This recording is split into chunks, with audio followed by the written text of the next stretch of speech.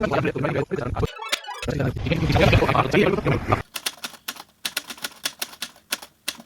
Morning guys. তো কালকে ভিডিওটা আর কমপ্লিট হয়নি, কারণ জয়ঘাট থেকে আমি ভুটানে চলে গেছিলাম। তো তারপর রাত্রে আর শরীরে এনার্জি ছিল না করার মতো, খুব টায়ার্ড হয়ে গেছিলাম। তো আর সকালে হোটেল থেকে বের হয়ে এখন কুচবিহার যাচ্ছি আবার রিটার্ন।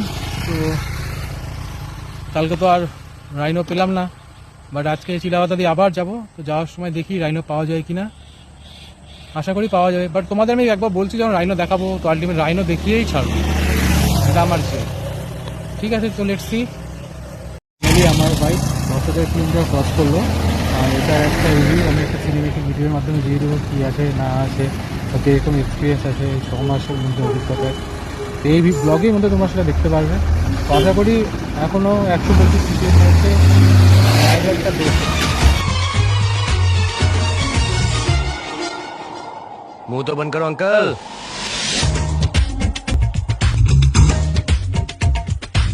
একটা জিনিস এটা বুঝলাম, মানে অন্যান্য 125 সিসির তুলনায় এর টর্কটা বেশি, আর বাদ বাকি ওভারঅল সবই ঠিক আছে।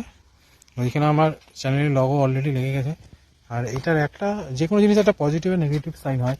তো পজিটিভ সাইন এটা খুবই ভালো, চালিয়েও আরাম আছে। আর এদিকে তোমার টর্কটা বেশি থাকায় অত খাটনি মনে হয় না। কিন্তু এটা নেগেটিভ সাইন যেটা আছে, বর্ষাকালে কি হয়, বর্ষাকাল বা বৃষ্টির দিনে এর থেকে খুব মানে রাস্তা যখন জল বা কাদা জায়গায় যে বাইক চালাও খুব কাদা ছেটে। এমনকি পিছনে যে পিলিয়ন বসে তার একদম বলতে গেলে পিছনে একদম কাদা হয়ে যায়, যার কারণে তারপর আমার গাড়ির কি অবস্থা।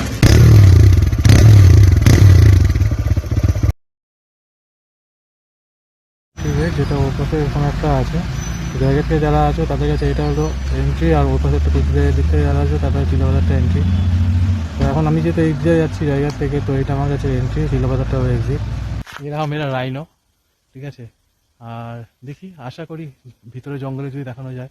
এই রাইনোটাকে আপাতত দেখে থাকো, সুন্দর রাইনো, সুন্দর রাইনো, সুন্দর রাইনো। আর যে ভিতরে যদি দেখা যায় তো খুবই ভালো। অথবা যেহেতু তোমাদের বলছি রাইনো দেখাবো, তো অবশ্যই তোমাদের আমি রাইনো দেখাবো।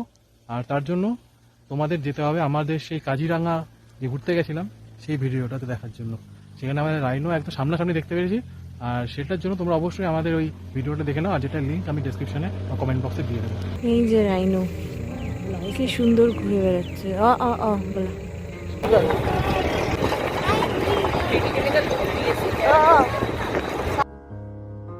তো একটা কথা, আচ্ছা বলো তো একটা জিনিস, এই গাছটা এরকম কেন যে টাচ করলেই মুছে যায়?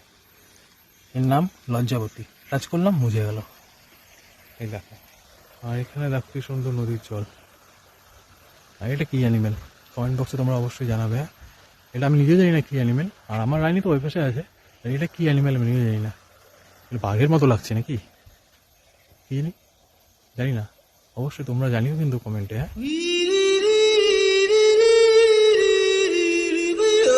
এখানে আমি ব্রেকফাস্ট করে নিলাম। এটা বর্ণালী হোমস্টে চিলাপাতা। এখানে হোমস্টেও রয়েছে, এগুলো রুম, এসি নন এসি সবই অ্যাভেলেবেল। আর এখানে নিচে রেস্টুরেন্ট, এর পাশে কুকিং রুম, আর এর পাশে একটা রিটেল শপও আছে। আর এই যে মালিক আমাদের ফুলেন।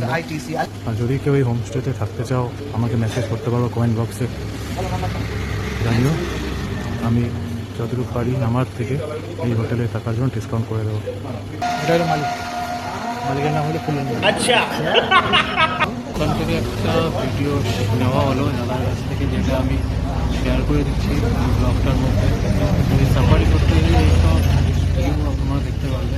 এবং এখানে হাতি দেখা গেছে, তো এখন বিভিন্ন রকম পশু দেখা যায় চিলাপাতা ফরেস্টের ভিতরে। তো দেখতে গেলে ওই হোটেলের কাজটা ওটা যোগাযোগ করতে পারবে সবাই।